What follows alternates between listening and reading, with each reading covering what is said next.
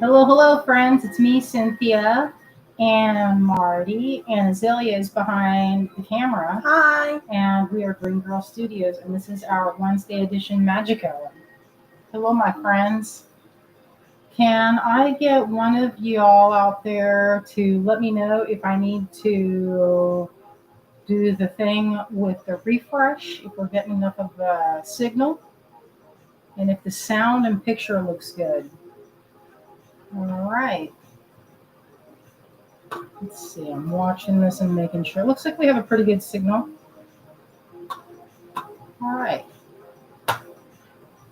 Hey, my friends, we missed Sunday, not by any choice of mine. Y'all know if it was up to me, I would have been there right on 7 o'clock on Sunday. But we were kind of trapped at the convention center. There was a big thunderstorm right at lake. It was like 5:50, and the show ended at 6. And so when it was time to leave, there was a log jam of cars. Like everybody was kind of like waiting to not get drenched by this deluge that came down. And it was pretty, it was pretty crazy. Usually it takes about 30 minutes to get out of a show because we have it down to a system to get out fast. But there was no getting out. And believe me, I tried. Ask Azalea. Yeah, we were hauling it. We were packing like the wind. And even like we packed around the stragglers. You get a couple stragglers at the end. Packed around them, showed rings, showed beads, sold a couple of things, and still managed to have it. We were done packing. It was just the line to where you could drop off and pick up your stuff because it's like a school drop off line. We didn't get on the highway back home with the stuff until 7:20. Yeah, it was 7:20 when we finally got out of there. That's any indication of how long it took. Pat says, good audio and video. Hello, hello, Pat. Hello, Michelle. Hello, Cecilia. Hello, Nancy. Thank you. Says, all looks and sounds good. That's good because you know what? Um, this time of the year, we get a lot of storms at this time of day. It looks, I don't know if we're going to have one today or not. Who knows? I guess we'll find out. Although, I did look at the weather and see that it was a possible thunderstorm. So we'll go until if something happens. You never know what's going to happen. So anyway, today I thought uh, I wanted to kind of catch my breath and sort of let Azalea catch up on orders. So if you have something waiting, here's how it goes down. I've had a couple people email and say, hey, I've only got, 3 things that need to be combined. And or I don't have, there's nothing else in my order except beads and thread. So why isn't this going out? The reason is this. When we get an order, it has like an order number.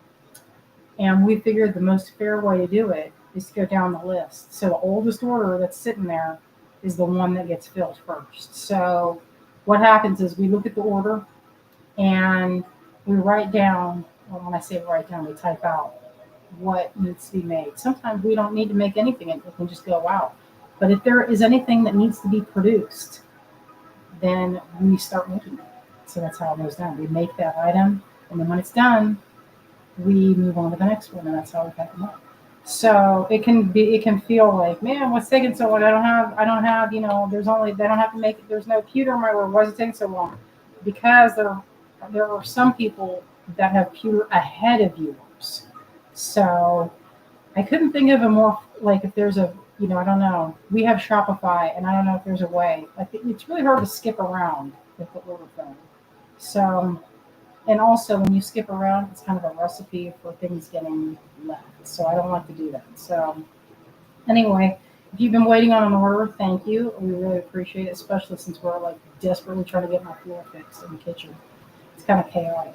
So let's see, what time is it? It's been a few minutes. Well, I was waiting for a few more people to join us. Hello, Carolyn. Hello, Mary. Hello, hello. Hello, Melanie. Hello, my friends. Hello, Nancy. Yeah, okay. Well, some news for the week. Tomorrow, now this is so crazy. This is not enough. I got the days mixed up, and I thought that this coming up weekend, was the cherry tree get together. But the cherry tree party, launch party, that's actually not this Friday, the next Friday. So I got the days wrong.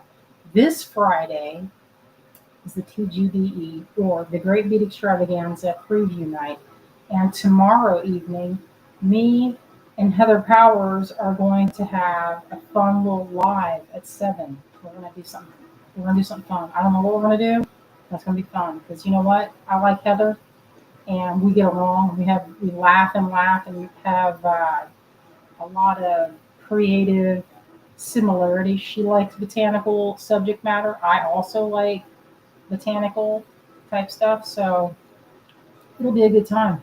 Also, Sam's Beads had a class that just dropped. We worked on that probably a month ago, but it was saved for later until they wanted to drop it with a kid or something. So that just launched yesterday. If you want to look that up, it's over at Sam's Beads, and I believe it was shared. If I didn't share it, I will share it to our Facebook.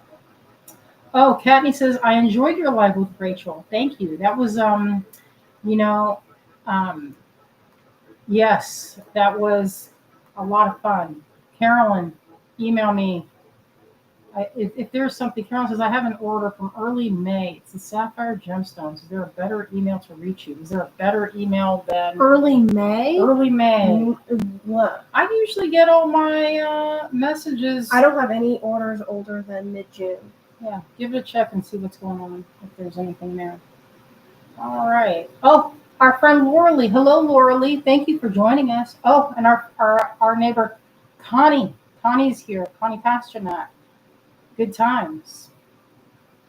This is I usually check my email. I check my email every day. Yeah, the only order I there have something for actually- you, Caroline, is order 6900 from June 25th. That's so late, so June 25th, not early May. Is the only order I have for you on record, unless something happened on my Okay. side. Well, that's good. Actually, he's watching. You know, the cat's been watching TV. We put their show on. They like to watch like birds. This has some kind of, it's like synthwave, and there's like things floating across. The only thing that's in the tank is a bunch of weird plants that I've been collecting for a number of years. Oh, Connie says, how was the Big Crafty? Well, the Big Crafty was off the hook. As the kids don't say anymore. Nobody says that anymore. She was like, the kids are not actually saying that these days.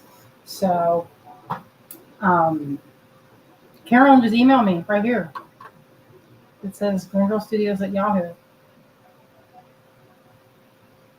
Especially if you're, just email me there. Kate is talking about Azalea right now with Neela. I forgot that was going on right now. What's that? Oh, we usually do our Sunday night or Wednesday night live, so that's how it goes. Yes, Azalea wants to go out to California. That's like her passion right now. She was talking about it. Oh, our friend Donna. Hello, Donna. Hello. Yeah, I don't. Yeah, Carolyn, if you just email me. Email Azalea and the GGS site. So this is Yahoo. This says Greengirlstudios at Yahoo. That's the email that I. Do you have an order from early May that has been shipped but hasn't reached you yet? Because that's a shipping carrier issue that I'm not sure how to fix. Well, we'll listen, y'all. We'll deal with it. We'll deal with it in a little bit. That's Okay. Well, the only order I have is from June 25th for you, Caroline. Yeah, just email me at Yahoo. I answer my email. Unless it went to spam, in which case I haven't checked my spam box in a couple, 3-4 days maybe. I try to be good about getting that, but everything's been going, we've been getting spam and trash in there. Carolyn said, or Cecilia says about her puppets. Yes, Azalea's in we're working on what do you call it, a sizzle trailer? It's called a sizzle, I believe, where it's kind of like a show short, where we're in the midst of working on a set, kind of like a puppet show with renowned puppeteer Hobie Ford. And we've been working on this project for about 4 years now. and meeting every week for 4 years. And it's just me and Greg and Hobie, and sometimes we can get Azalea to come paint. Sometimes, but usually, but now she is on, she's checking the costume. That's what we're calling it. We've been designing costumes. It's a lot of fun. All right. Let's see. Here's a look at, she's wanting you to check on 6920 and 6695. Hello, Ann Gardam, my friend. Hello, my friends. That's pretty cool that you guys have figured out how to watch at both at the same time. You know, I got my weeks messed up, so that's on me. I got the days completely mixed up. I actually got everything swapped around, and it was a big surprise to have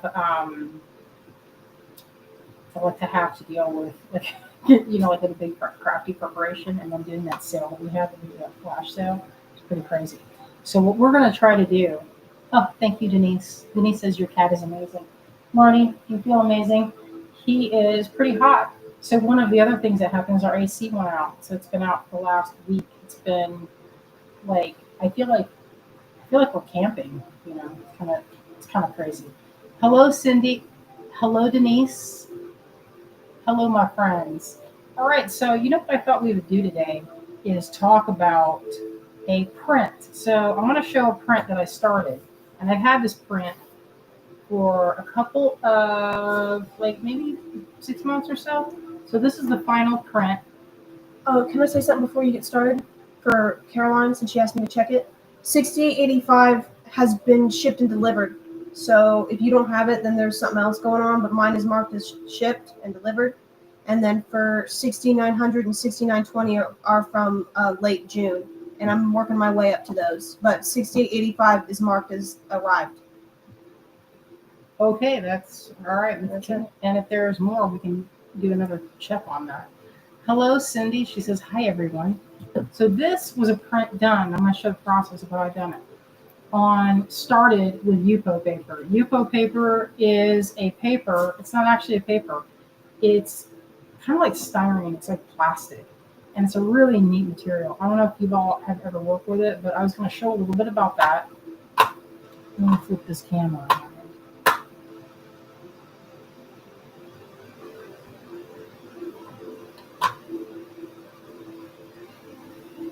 Right. Okay, so this kind of looks scary, but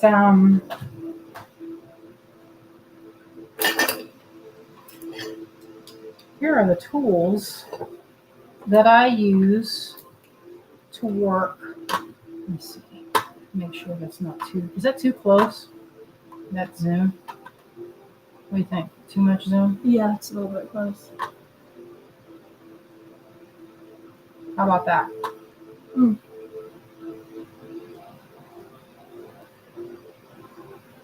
All right. I don't know what I'd do if I didn't have this little tiny AC unit that I got at Sam's or whatever. It's like the tiniest little AC unit, but you put the little cartridge in the freezer. It's so weird. I didn't even know such a thing existed. Oh, thank you, my friends. So this paper, I don't know if you can see through. You can see a little bit. I can see through it, but see that shadow? It's very transparent. And this is called Yupo. It's a translucent heavyweight. So it's maybe medium weight. Heavyweight's a lot thicker than this. But the benefit to this kind of material is that you can color the back and get a really beautiful kind of shadowy sort of look. And the way I did this was I used pencils that were very like a HB and like another B pencil. You use different kinds of pencils to get that shading. And here's the most fun part. That cat here on it. So this is a Tombow. Look at this. This is from Japan. I ordered these from St. Louis Art Supply. They're my favorite brand to order from. They have all kinds of neat pens. They come this shape. There's also a square. Look at how small this is. What is going on down there? I don't know. She's like messing around with my necklaces. Oh, that reminds me. You guys want to see this necklace I'm working on? All right, we'll do that in a minute. I'm not getting. What do you call when you get distracted? Here, look at this. This will show some of how transparent this is. And this was it's not really funny. My friend Tony Blackwell said this quote to me because we were rushing around getting ready, and he said, "Slow down, you'll get there faster." And he shared that about his dad telling him to do that because when you rush around, what you tend to do, get in your own way and then knock something down because you're rushing around, and then you have to stop and pick it up, and then it's kind of like you actually made it take longer. So I put this under there because I have this rubberized thing on the bottom of this. I guess I don't really need this, but I put that underneath just so it gives me a little bit of some support underneath. Because this is really wavy gravy. I'm going to get in there tight and show this. So one thing, I usually wear a glove or have a piece of plastic under my hand to keep it from, I'm going to hold it at an angle so that you can see what I'm doing.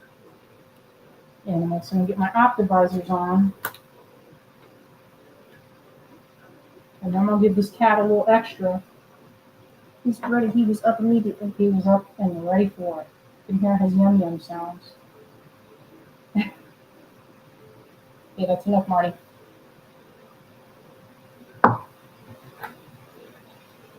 Hello, Kathy. Hello, hello. So this is called a stump. And let me show you what a stump does. So see this line or this area? Get that under my hand. That's kind of a sharp indentation. I'm going to blend those in, these lines. Let me see if you can see them. There's like cross hatching lines here. And you use a stump to kind of blend them all together. This works with other kind of papers, but it works best with this type of, it's not actually a paper, but this is from the brand called Legion, and they make my favorite paper. They just have all kinds of paper I really like. Okay, so that's called a stump. They come in different sizes. Here's one that has a sponge tip, and this one is like, this is a little bit softer. And it's how I get these like kind of light, feathery sort of texture, I guess. But say I want to pick out highlights, so she pops through here. You can use, I have a couple different erasers. Like this is one that you can sharpen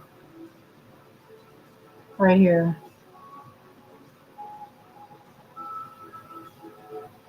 Let me see, what does that say? So this is from Germany. Perfection from Faber-Castell. Hey Carolyn, let's how about we can just continue this conversation? It's kind of hard for me to concentrate on two things at once. Azalea can email this to you now. Maybe you can just email Azalea so that I can kind of concentrate on tracking number. Sure, I'll do that now. All right, so with this eraser, there's different tips that are like it's not really lead, it's like an eraser lead. I'm trying to get in there tight. So it's good for picking out highlights. Let's get that shoulder blade.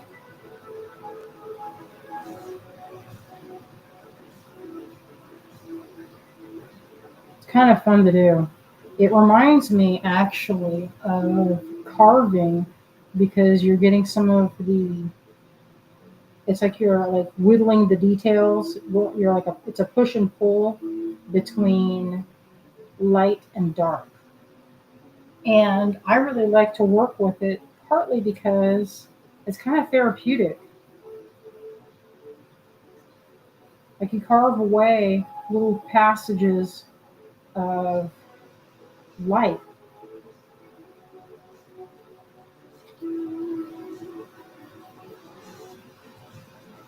Let's see. You can see sometimes the eraser gets kind of clogged up. What you do then is you can rub them on like a paper towel or something. I use Viva paper towels because they're kind of like cloth.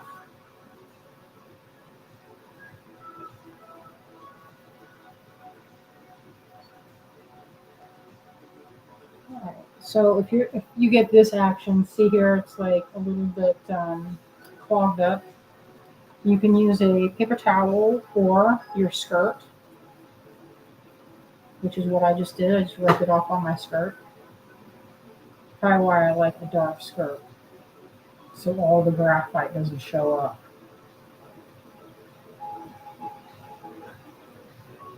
Pat says creative erasing. Yes, yes, it is.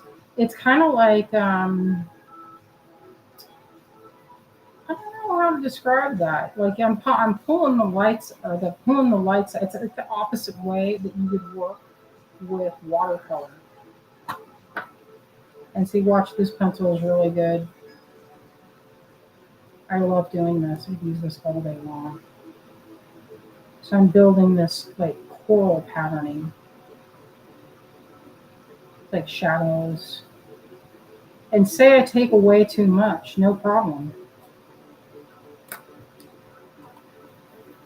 Because I can go back in here with this stump. It'd be nice if I just have, I usually have a glove, but sometimes the glove itself will sometimes leave a mark.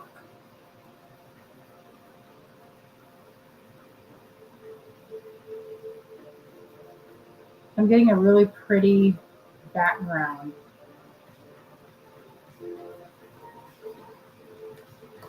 And so this is one way I like to work. Let me get that her tail. It's so fun to go in there and pick out the highlights. So like my light source is coming from kind of like in this area, and I've sort of done a little bit of, it's like a little bit cheater because the light would be more diffused and you wouldn't be getting, sharp, underwater light is very diffused. So everything has a kind of a softness to it. And so this to me is like the fun part. But the temptation is to really highlight when generally you would be getting more of a softer sort of look. Oh, hello, Paula. Paula says, hi, I was just watching Neela and Kate from Beach Shop on Silver Silk Channel. They mentioned you and Azalea and how talented you both are. Very true. Oh, thank you. I appreciate That's that. sweet. Yes, we have the TGBE this weekend, y'all. And if you don't know what that is our group, the Great Beat Extravaganza. And it's a lot of fun. It's, I think I have to go over this area. I think that's where my hand was just resting. So that's one of the drawbacks to this, is that it's kind of temperamental that way. And you can get the surface back pretty easily by erasing. And if the eraser gets kind of clogged up, so if it gets saturated with graphite, you can just wipe it off. I wipe it off on whatever. Sometimes I have a painting rag next to me. And this was kind of fun. It's kind of fun to work this way. And it's a nice break. I really like working digitally. And digital work shares a lot of attributes with this. This is less forgiving than digital work. Digital work, you can go in there and just hit undo, and it's always forgiven, Whereas like this, I mean, it's pretty forgiving, I guess, in that you can see, like I can go in there and pick out highlights very easily. And it gives you a completely different, like it's graphite work, but I feel like it's not like the graphite drawings that I grew up with. Even though it feels similar. Like I think I overshadowed her face. I put too much contour. She has way too much contour in there. So I'm gonna go in there and erase some of it. And the best part about that, about this kind of technique, is after everything is said and done, after all this erasing and everything, I can then go back in with a super sharp mechanical pencil if I wanted to and get some more details. Here's a little small stump. They come in all different shapes and sizes, and they're basically like a piece of cardboard or cardstock that's rolled really tight. And from this, you can get in there and you can make some marks, very fine markings, and blend out. If you get too dark, like I got a little dark right in here next to her eye. Oh, Katney says, I'm looking forward to seeing you and Heather tomorrow. Every time I see her live, she mentions you. I think you have a lot in common. We do. Heather and I go way back. We go to some of my earliest shows before Heather was ever published. She used to use. I get that came out wrong.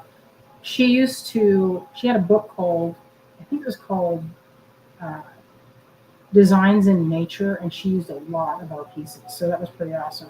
And I used to do this kind of thing where if you were published or in a magazine or anything, then we would send you, or if you used our work, we would send you some more beads. It was kind of like advertising.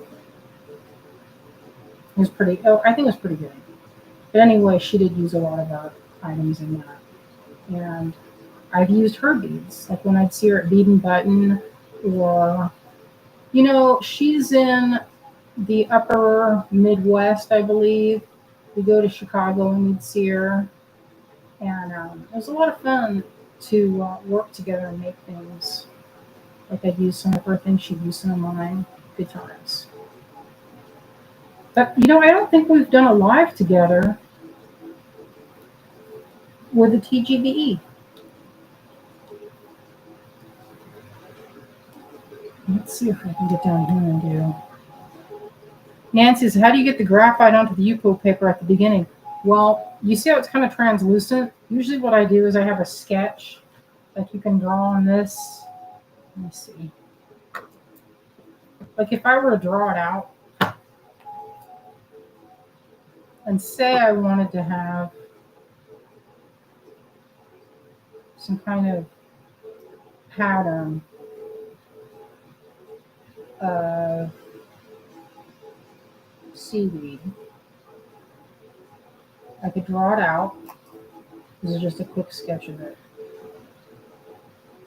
Actually, I would use not ballpoint pen, that's for sure. I would probably use ink or a marker or something to do this part. Okay, that's very rough. See how you could do this? So I could just aim that wherever I wanted it to. Hey, do you have a pencil over there? I have a pencil, but I don't know what I did with it. I have a mechanical pencil. What is it? What's the lead in there? Thick. She says thick lead. Mm-hmm. All right, so can you see that back there? That little thing of put this over my hand, and I'm going to use it very gently. And you see that kind of, it's like, almost like, what would be a good word to describe that? Lightly, sort of, I'm not drawing hard, I'm not pushing hard, I'm just using the lightest pressure.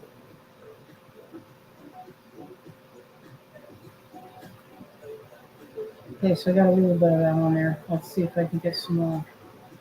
And the further away the seaweed is, the lighter it's going to be. So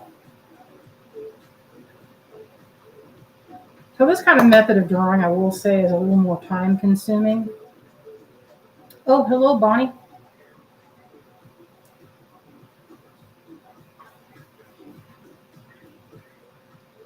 I wonder, does anyone know if they're coming on our get together on next Friday? Because maybe I told Liz that, I said, maybe we should go somewhere and meet for lunch. If whoever's in town, we can go and get barbecue or maybe sandwiches or something. That might be kind of fun. Meet in the park. Maybe we can have a bead thing. I don't know. We were just kind of throwing out ideas. But anyway, I don't know who else is coming. I know that I heard from Wendy, and she said she was going to try and make it. And so if there's enough people, maybe we can do something. Okay, so that's blended. I like it to be pretty smooth. So I could actually, the most fun part is if you, like I usually photograph this and then go work in it digitally. And I'll use markers on the back side, but then it's kind of permanent. So I can use that same method and do it over here too if I wanted to get that same kind of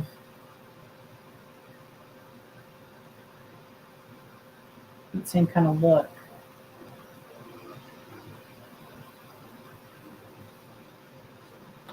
Or maybe I'll do this. Maybe I'll do a shape that's like this instead. Actually, I think I'll use a marker. You know what the best thing is a brush pen. That's the best. You can get some nice shapes. And I did have a thing where I had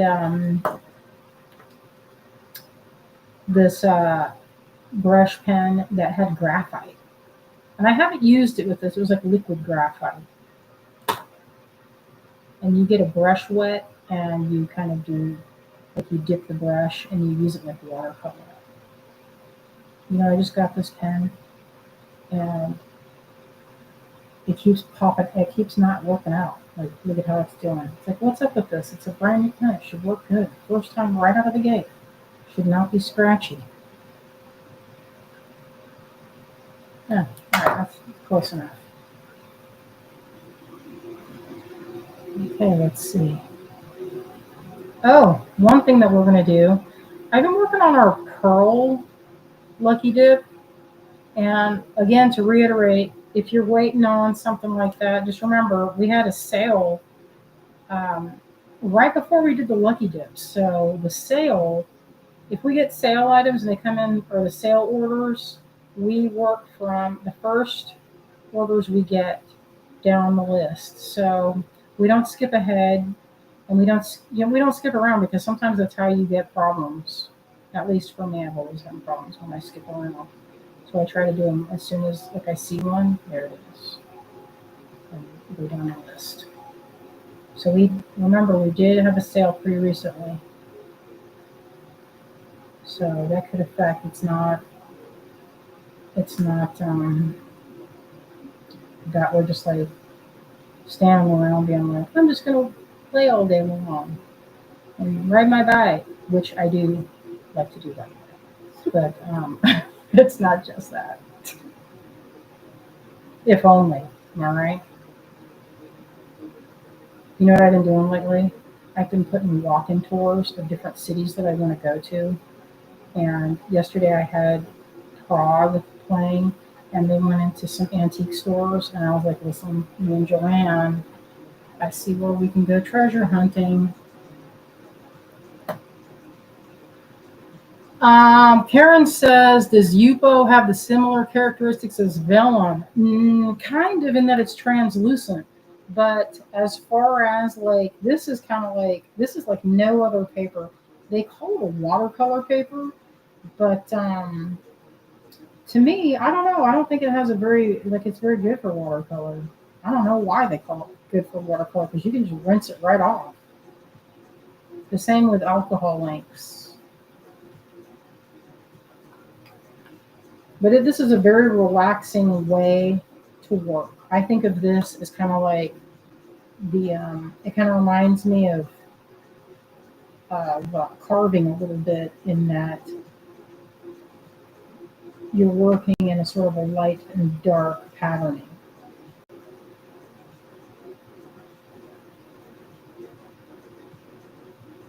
I went through a phase of making these drawings for, did anyone else do Mab Graves Drawline? Because that's what got me started, is because I saw that she does all of her drawings on Yupo paper, and was encouraging people to try it.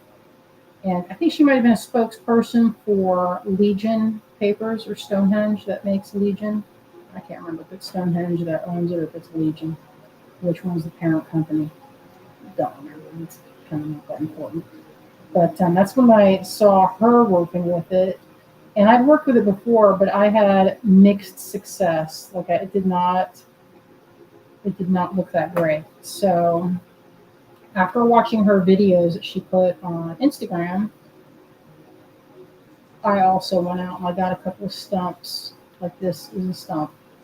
And yeah, Anne Garnett says, I've seen Yupo used with alcohol inks. The alcohol inks, that's pretty cool looking, but it's a little too, like, for me, I don't know what I'm going to do with it. I guess you could use it to make backgrounds for your posts, and it works pretty well for that. Morphing Design says, I've used it with alcohol inks. The alcohol works better on it than other papers in my experience. My experience is limited, however. You know, I think it's pretty good with graphite. I think graphite's the best way I've seen it used.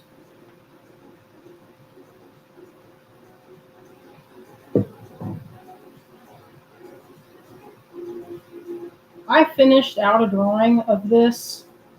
I use this as a base, and a lot of times I'll do this. It's kind of like the same way I work with wax, where I'll take a base drawing, like such as this, and I will put it in Procreate, which is an app on, like the Apple app, that you can get it on the iPad or your phone, and you get the capability of tinting it where you don't you can erase with a little more ease than say on this. Because see here I have this area where my hand kind of rubbed into it. You can kind of see that spot. And so it kind of looks like I need to go in here. Let me see if I can kind of blend this area out. That's one of the drawbacks. There's a few drawbacks to this material, and that is that sometimes it's kind of hard to lift graphite because it gets kind of shiny, and the surface just doesn't want to take anymore. So what I'm going to do is I'm going to try going in and picking out some of the details of this piece of seaweed.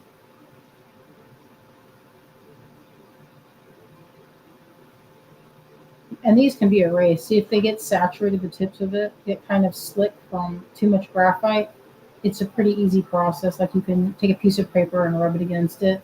Or what I like to do is use my skirt.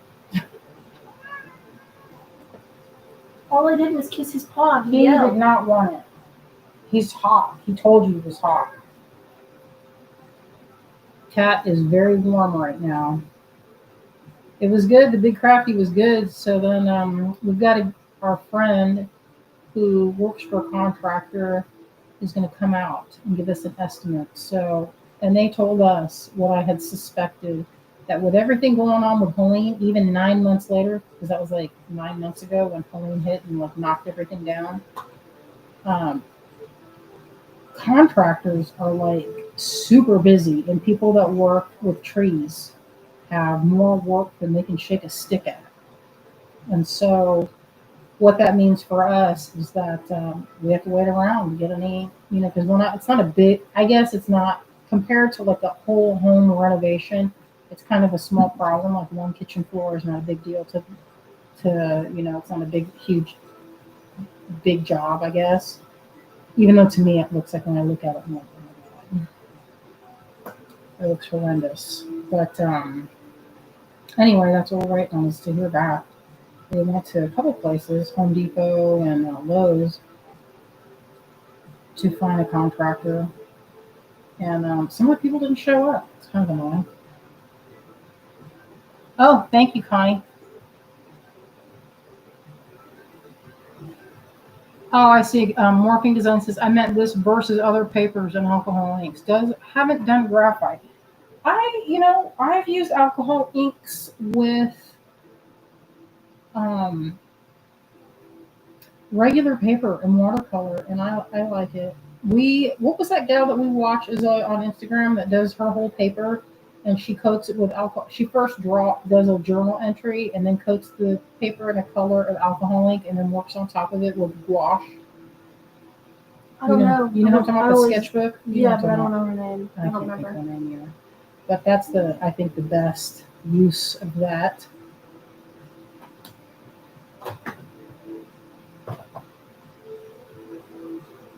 These lights get hot, and I put that little AC unit right at my feet, and I have to say it's good because I'm not hot flashing all over the place. Because usually, right about now, um, I'm like, it's getting hot. This way, I would say, if you want to do something where your brain goes soft, this is a good one because look, you can just sit there and make these little patterns. I mean, it's kind of fun. Like I didn't have a preconceived. I just knew I wanted to do some seaweed back here, and you can layer up the seaweed. So it's going to be good times. So we were going to talk about what we're going to do for GBE. And so we did Lucky Dip before, but I wanted to show some of the things that you can do with Lucky Dip so you guys are not just like, what do I do with this now? What do I do with all this? These sparkly beads. And I'll show some of the fun things that you can do. And we're working on a clasp because I have several, which I was going to show after, a couple minutes. I'm going to put this away so I can show that. Some of the necklaces I've been making, and some that you can make too. Connie says, will this print be for sale? Yes, I have this other finished. I'm going to try and get this one done, but I tend to do variations on a theme. And it's kind of like, if you've watched Iron Chef America, they'll say tuna 6 ways. And then they'll have the tuna, but it'll be done 6 ways. Does that mean, like, when they say that, does that mean you have to make it 6 different ways? No, that's just what the Iron Chef says. Like, he's like, oh, this is tuna 6 ways. And then they present 6 different ways. And then this is going to be like mermaid. And I'm going to do variations. Because I already did this, and I have a couple of other ones. So here's one variation right here. So I took this into Procreate from this, just with this bare bones, like this drawing. And I took this drawing and I scanned it in. And then I put it into Procreate, and I went and I doctored in. And I used, the brush I used. I tried to get this to look just like Yupo paper, which, they don't really have a Yupo paper and graphite setting. So what I did was I used the airbrush tool on the Procreate airbrush and the eraser. So what I did was I airbrush meaning I just used the airbrush tool. And so then I went in with the eraser, and it was a lot of fun to go. It's basically the same as this, where you're going in and you're just carving out the highlights and then going back in with another pencil and going in. So this mermaid will come out different than this one, even though this is the same. It has a similar vibe. It's already, you can see that there's changes. But you know what the funny thing is, as I was looking at it, and I was like, this looks like somebody. Who does this look like? And then I knew who it looked like. I looked up, because see, I was doing like this. I said, who's this look like? And guess whose face was right above this? Azalea. Eyes. Azalea. And so if you look at it, that's Azalea's face. If she were blonde, that's her face. And same with this one. Except that one was especially with the hair. This one looks a little bit scary because it's got, I didn't get to putting the pupils in. Morphing Design says, you make it look so easy, so very deceptive. Definitely not easy for many of us. Well, I will say it's easy for me now, partly because I've been doing this and I've been working on it, sitting in my room for hours and hours and hours, just concentrating on my work. And when you spend years of your life holed up in the studio, not having friends or a life, then you will... Well, it's true. I sacrificed a lot of, where my friends, well, I had some friends. Let's be real. So, I mean, it's not, I don't know what I'm trying to say. If you sacrifice a lot, which I did at that time, you look at how detailed you can get it. And you know what the best part about working on an iPad is you can do one of these. Because see, just now I try to do this. I try to do this and scan it and make it bigger. And since I'm getting older, my vision is not as good. So I tell you what, I love this feature when I can zoom in and then get my eye pencil and dig in there and pretend like it's a eraser, and you go, it has the same feeling. And you can get in there and really, I don't know if you can even see it, how much tiny, tiny details. So it's a lot of fun. I could spend my whole life doing little details and things, especially right in there. That was a good time. I remember listening to a book called Remarkably Bright Creatures. If you haven't read that book, check it out from your library. It's about this octopus named Maurice, and they're very intelligent. He makes friends with the lady that sweeps up at night. She's retired, and she like wipes the glass, and they have this friendship, and it was so beautiful. Hey, hon, would you mind getting me something else to drink? If there was something, maybe some kombucha if you feel like it. Mhm. Oh, thank you, Pat. Incredible details. Oh, and Karen says, I think Azalea's hair is very beautiful. Oh, thanks. And Karen K says, I've noticed Azalea in many of your drawings and paintings. They're beautiful, as is Azalea. Thank And then you. Connie says, yes, Azalea, she's beautiful. Morphing Design says, amazing. Thank you. And Pat says, incredible details. Oh no, I knew what you meant, Karen. The autocorrect. All right, well, let me see what the time is. Okay, I'm going to switch gears here. So this print, I will have some. This is printed on, it's like super nice watercolor paper, and I will find out the cost of this style of print. There's also, and this is the fun thing about it, is I have a really good print person, and Joanne's partner actually has a print shop, Rocky. And Rocky said he would do some prints for me. So these are on two different types of paper, and you can see the difference in the coloring. I mean, it seems the same now that I'm looking at it. It seems the same, but one of them, this is warmer, and this one's a cooler ink. Even though they are the same thing, the type of printer and the type of paper that you use. So this is a hot press watercolor paper. It's like one of the nicest papers you can get. It's really beautiful. I think this is by Stonehenge as well. And I put it on this paper with the whole idea of being able to watercolor on top. So I've sprayed both of these with, uh, what is it? What's that stuff I was looking for? Workable fixative. And that way I could go in and make alterations and do different color variations, because I was like, what color should I make this one? I want this one to be pink. And then I thought, oh no, I want it to be blue. And I would like to do a few variations in color. So we'll see. I'll scan them and do it. And then I wanted to do this one as a different mermaid.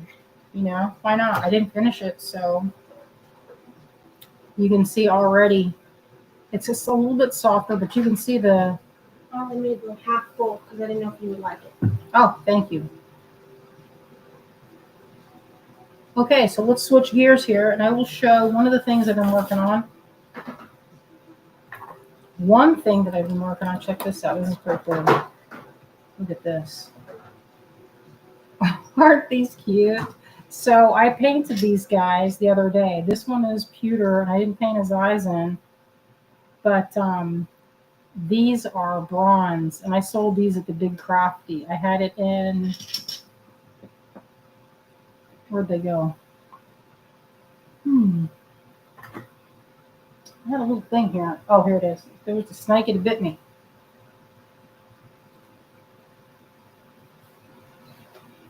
It came in a little pouch. Now, where's the pouch? Shoot. I have one sitting here. Must have knocked it down.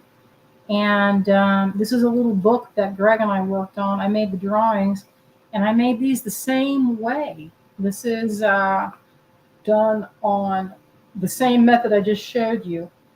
But in this case, it was all done on my phone with Pocket Procreate. Oh, thank you, Denise. Bowl of froggies. Yes, Wendy. Yes. Clem says froggies. Yes. And so look at all these little drawings I did. They're so cute. And then Greg did a little poem. And you know what? He made a song to go with this. And it says, in the woods near your home, where the small creatures roam, lives a frog who is average in size. Average in size. He hops and he kicks and he flops and he flicks out his tongue when he wants to eat flies. It's so cute, look at that little fatty.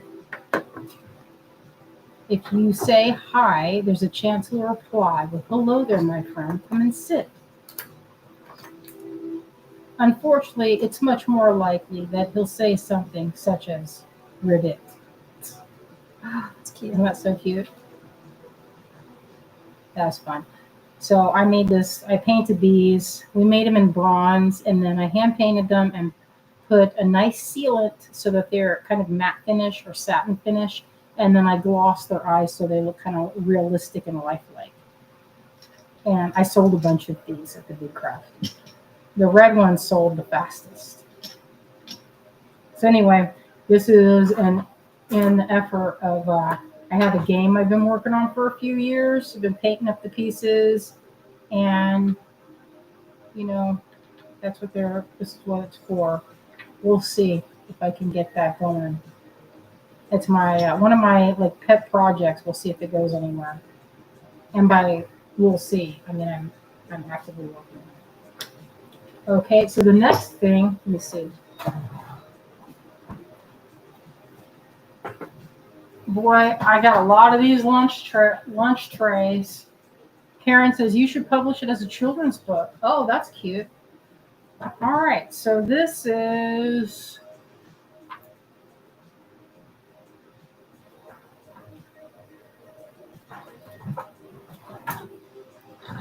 let's see.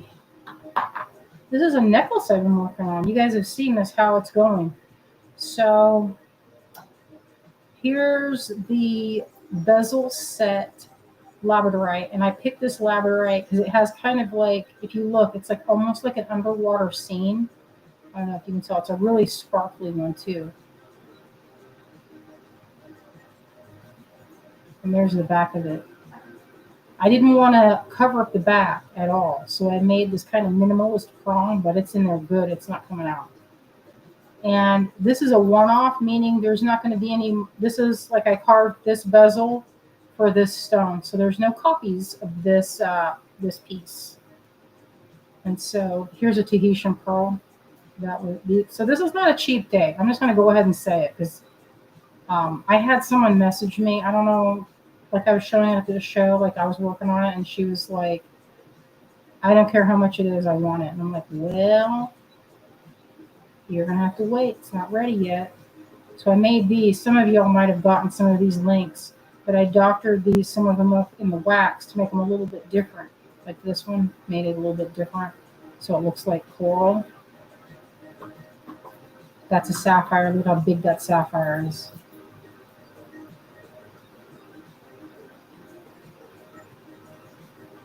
Ammonite. And I'm going to dangle. Check out this opal. This is the opal that's going to be on there. Check that out. That right there. This opal alone, I don't want to brag, but this one opal is the cost of like one strand of other opal. I'm not exaggerating. I'm going to dangle it right here. See how I left these open links? So I'm going to dangle some of these really fancy opals. This is a piece of moss aquamarine, not moss aquarium. I got a mossy aquarium filled with exactly one snail, and that snail is like that big around, no joke. So this is going to go right here. And I made this little clasp to go with it. So it's going to be, let's see if I can spread it out a little bit. Yep. And this a little outwardly so you can see what's happening.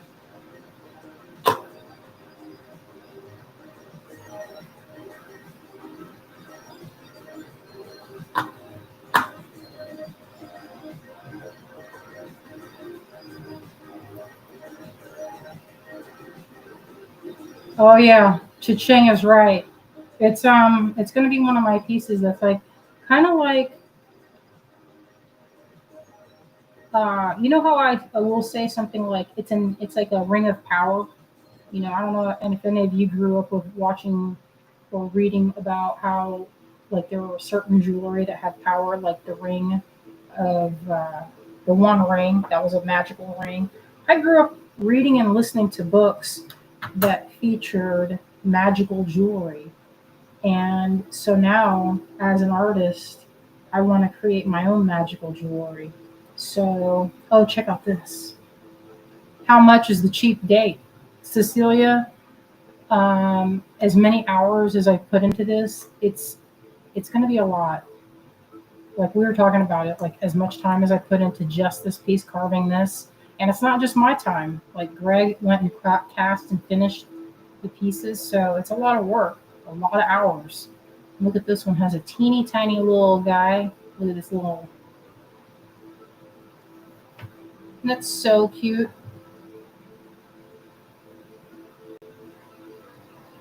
Yeah, I love that piece. I think I'll cast this. Is there any other folks that would like one of these? Because I might make a mold of this. And so if you mold it, you get like it.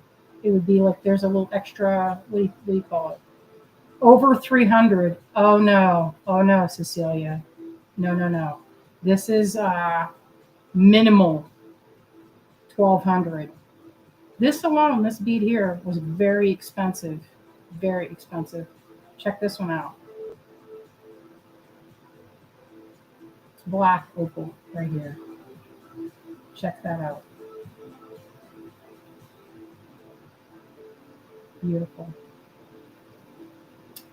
Morphing says yes to the branch. Bonnie says yes, please. Karen would like one. Okay, well, we'll pop this in a mold and hopefully I can make some. Or I might make another one and do something with, what do y'all think? Do you like it with one hole here? And by hole, you know, the, what do you call that little thing? Veil? I don't know what is this? A ring, Desire? What would you call that little giblet that's hanging off the side here? Not a veil. Ring? I don't know. Anyway, I'll make a mold of that. And so some of this will come in here. So all of these, I'm like, Karen says, I thought 18 to 2,000. Yeah, around there. Because I know it sounds like a lot, but when you consider all of the time that it takes, like this alone took me several days just to carve it. And I'm talking like, not like 3 or 4 hours, but like a day that's like 8 hours. And then another day of 8 hours. Okay, so I see a lot of people want this branch, so we'll put that one in a mold. I kind of thought maybe it was a little long. You guys think it should be shorter? Because I could make one that's like about like that. I don't know. I'm debating. What do you guys think? Long or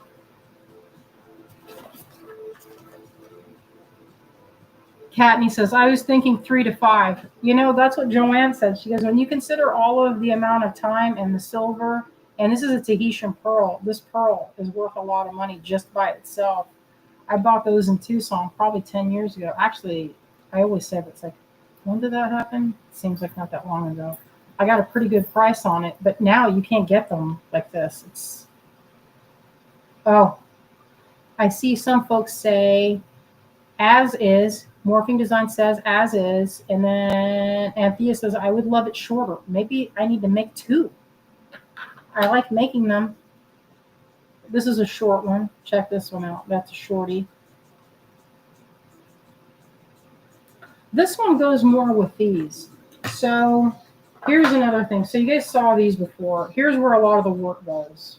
So a lot of the work in making one of these, like this really fancy necklace. Now I've made some of these in the past, really fancy, wire wrapped with like sapphires. And I'm going to have, in these little loops, I'm going to hang some of my nicest, most expensive beads on there so that it has this look like it's just dripping in jewels.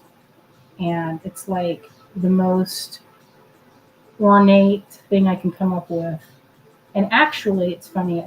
Look at this one. Check this one out. Look at this. Can you even believe that? That's a real stone. Black opal. I think it has a fire inside. And so, like this one I made to go with like this. So part of the work in this is getting this thing. is digging out in here, because sometimes this shrinks. So like the way you make this is you dip this in wax, you dip it, and then you cut out the extra. So all this is cut away, you cut it away, and then you carve out all the designs. So as soon as I carved out and rounded out the corners or rounded out the inside so that this would fit that, just doing that took freaking ages. So that would fit in there nicely. You have to heat up the tong or the prongs and not melt the rest of it.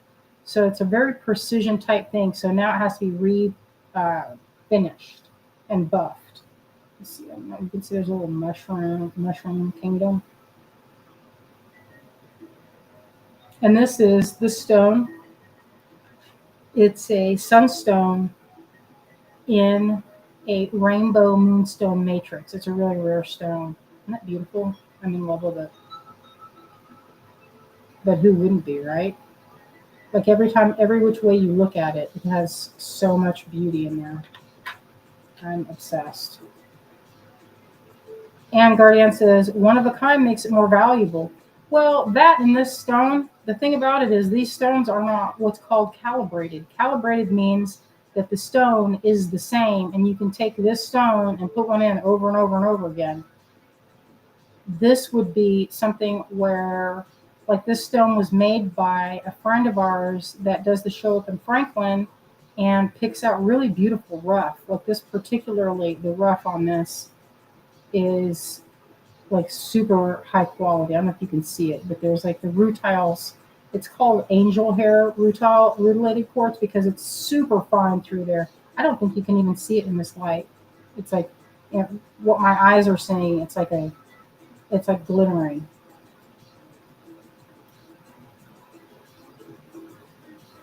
Oh, I don't have the price on this quite yet. What's going to have to happen is I'll have to configure how much everything and like have the total time because I'm not done yet. And so what I usually do to figure out, like most artists, figuring out the time, like I've been making notes of every time I work on this. And so what I'll usually do is figure out how much I've spent on silver, how much I've spent on wire wrapping, because these are all little wire wraps through here, all that.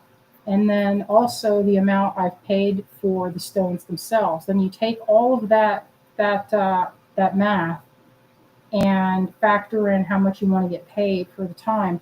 And when I'm finished, that's when I'll have a price that I can share. But at this point, I'm not even done yet. And so this will go through, I'll probably cut up a couple parts and redo a few places and make sure it fits properly and make sure it's like my goal was to make it where I had where I could adjust it slightly, you know, so it could be a little bit shorter or longer by a few inches.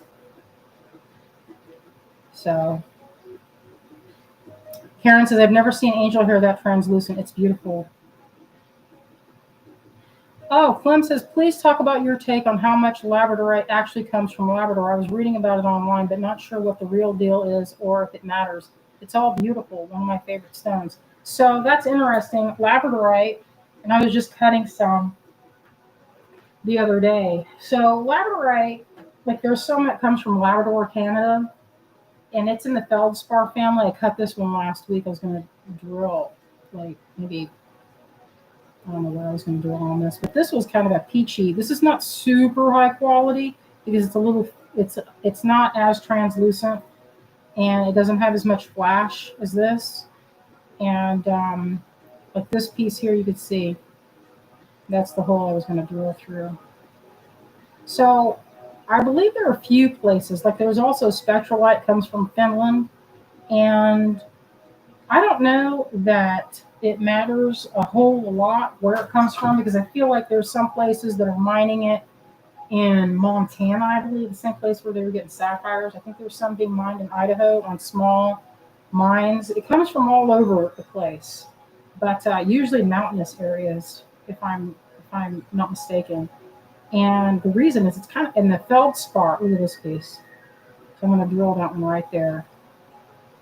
This was actually this was like 2 or 3 hours worth of work.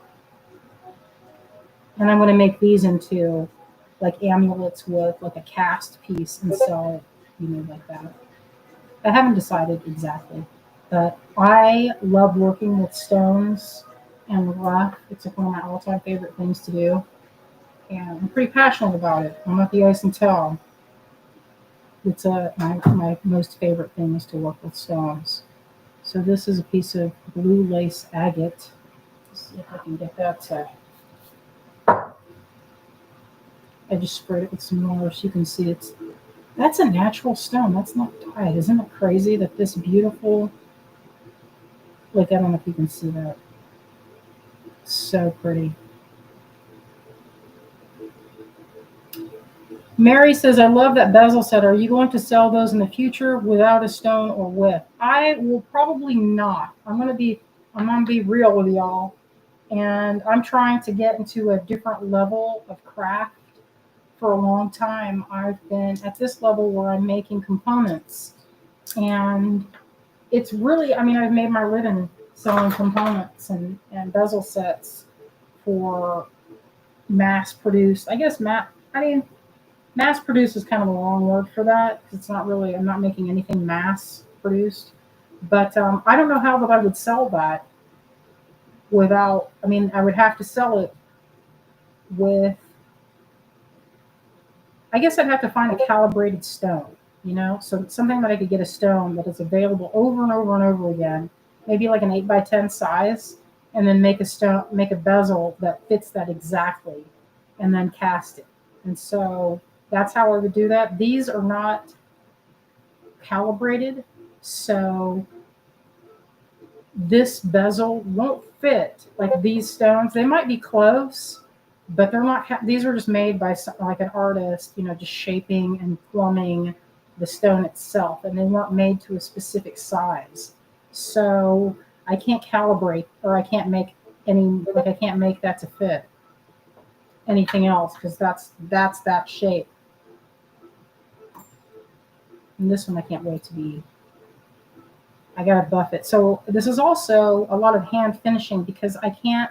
Once I put those prongs down, you have a different way of finishing because you can't go in with like a brass brush or anything really aggressively sharp because it will scratch the stone. So you have to work within like this is kind of not a soft stone, it's probably a 7 on the Mohs scale, but steel will scratch that stone. So I want to use something that's like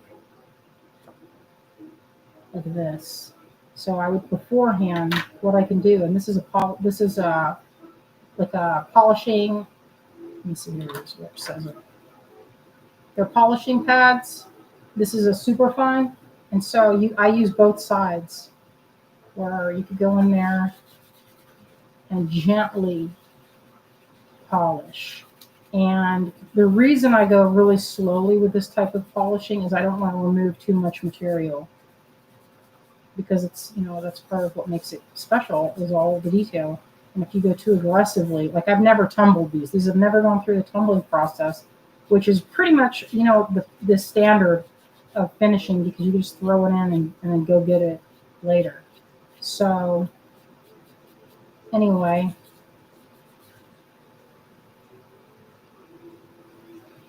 you could see that I was kind of like a matte finish, but I'll go into with some softer sponges so that it can go layer by layer and go until it's shiny. Bonnie says, sell the entire piece. It's artisan and special. Yes, I agree. That's my goal. Eventually, I would like to be in the more in the fine jewelry realm where I'm using gold and diamonds. That's my dream. And I would love to have little gold charms dangling off this piece. And that's where, this would be not sold at a regular show, but at probably a gallery setting. And that's oh, Clem says your work should have an actual studio room in a museum. Wow, thank you. This is one of my favorite ones. It came out pretty good. And this stone is really delightful. Check that out. Isn't that beautiful? Pretty magical.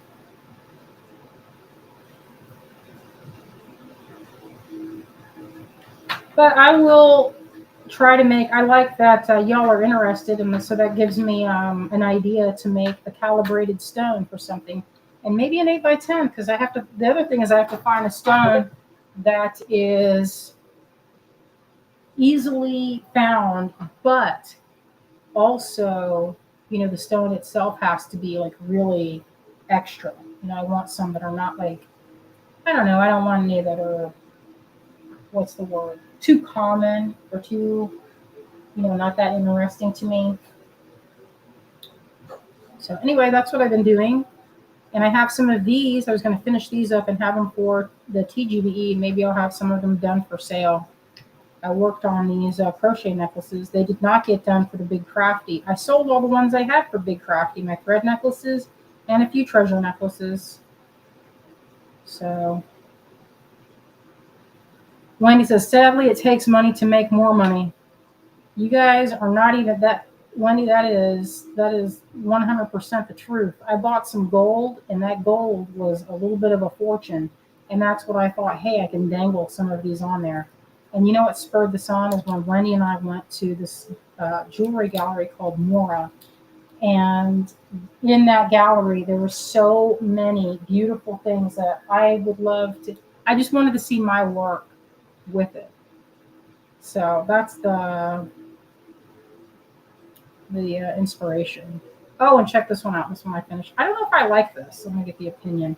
I was gonna put this little guy here, my little gator. It's kind of hard to tell what I'm doing because I have not finished them, so the string is everywhere. But I have these little gray and black opals. The shine, it's not coming through in this lighting, but these opals were really special. These nuggets, I love them. They're kind of like water droplets. I'll probably keep this one because I love it so much. But I think maybe I'll make another one because I love it. Obsessed. I don't know. Do we like that? What do y'all think? With the bigger stones, I thought they looked like pebbles. I mean, they're pebble shaped. Pebbles along with this alligator.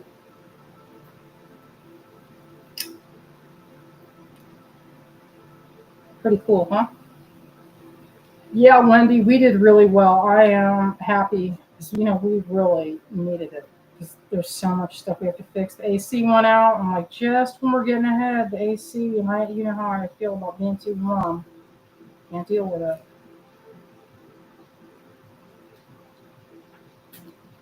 Would you mind grabbing me a tissue, honey? And then look at this way. I have a little ruby slice, and I'm going to use that as a toggle. I'm not 100% convinced I like it though, because I might just change my mind and put on, I got that new goldfish clasp. I think that would be pretty with these sapphires. This is the one I showed on the live like maybe a couple weeks ago. Now it's ready.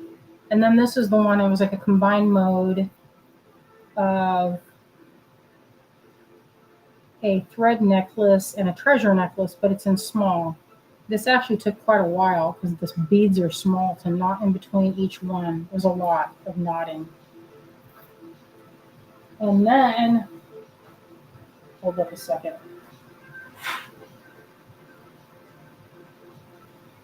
I was going to make these earrings. Check this out. Tell me if you like this.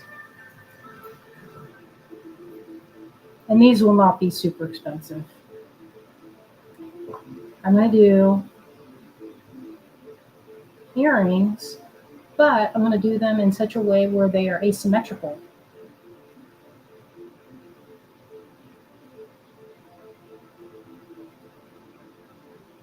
What do you think? That's fancy. I like that pink, Yeah, you do. That's actually a really big piece of pink tourmaline. And this is Praisiolite right here. Climb, I'm with you. I love making these necklaces. I love them. Ooh, Wendy's she's tempting me. I want to go to Atlanta. I got my friend Aunt Troy lives over there. Any reason to go to Atlanta, I'm down with it. So what do you think about that right there as far as an asymmetrical pair of earrings? Pretty cool. I think they'll be beautiful. And like the fancier the beads, the better. Maybe even some chain hanging down. So that's what I've been working on with these guys. And, hopefully I can get these done soon. I want to have it. My goal is to have it done so I can show them during the TGBE. All right.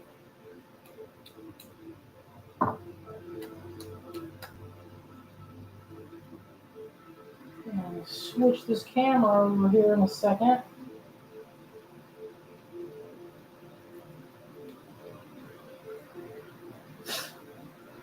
Sorry, I'm so warm. It's I don't know. I need to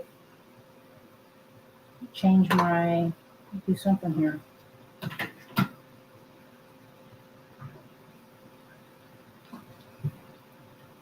I know I've got a lot of these to tidy up. Anyway, doesn't that look good? Maneuver that out of the way.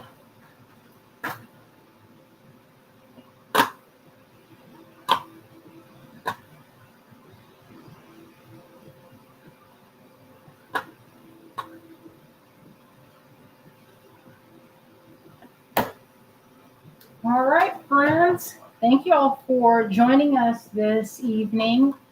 We had a good time, and I hope you did as well. Bonnie says it's cold here in Minnesota today. Cold? Oh, wow.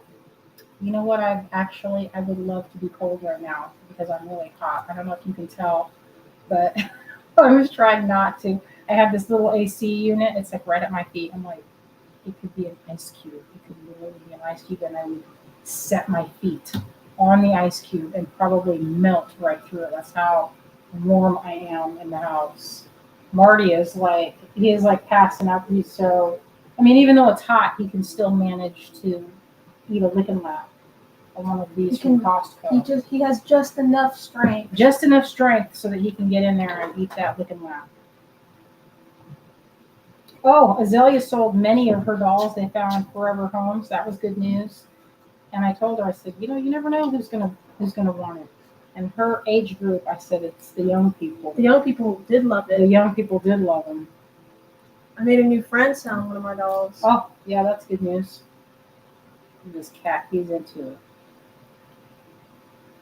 Oh, the TG event, TGB, it's so good.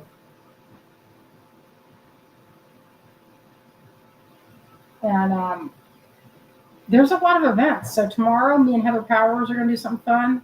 Friday is preview night, and then all day Saturday, it's Kate and Candy and the whole crew. And then Sunday, it's Christy Friesen and us and Kay and Heather Powers. It's going to be fun. It's always fun to see what our friends are doing. And then I'm always floored at how smart and how creative everybody is. Because, a lot of times you're like, what am I going to make that's fun, new, and interesting that nobody's seen? And so you have to come up with a project and then put a kit together and have it ready to go. And so we've been working on our kit. I was gathering up the beads for it. It's looking good, just so y'all know it's happening. So our section is on Sunday, if you don't know, at 2:30. It's earlier in the day. I'm working on having a few. We're going to do something with crochet necklaces. I'm going to show the ones that I have here that I'm going to finish up. And I'm going to put some clasps. And I had several people ask for more of the little goldfish. If there's anything small, hit me up with a little note and say, hey, I would like to get a goldfish or the alligator or whatever it is that you've been waiting for. I'm working on a little flower, and I'm going to try and get that done so it'll be new. And it'll look good with this very fine work. Right now, this type of jewelry is all I want to wear because it's lightweight and I can barely tell I have it on. I'm not in the mood to wear anything kind of heavy or big or anything like that. That's usually wintertime type of stuff for me. All right, my friends, that's all I have. And I will see you guys tomorrow with Heather Powers. All right? And come see us during the TGB. And then also don't forget, we've got another thing going with Cherry Tree. Not this weekend, but the next. And then, what we should do? If you guys are coming into town to go into Asheville on that Friday, let's go get lunch or something. What do you think, Wendy? Let's go get some lunch. There's so many good places to get lunch around here. There's like a million places. All right, my friends, we're gonna take off and we're gonna do something cool. All right, we love you out there. Good night. Good night, everyone. Marty, say bye.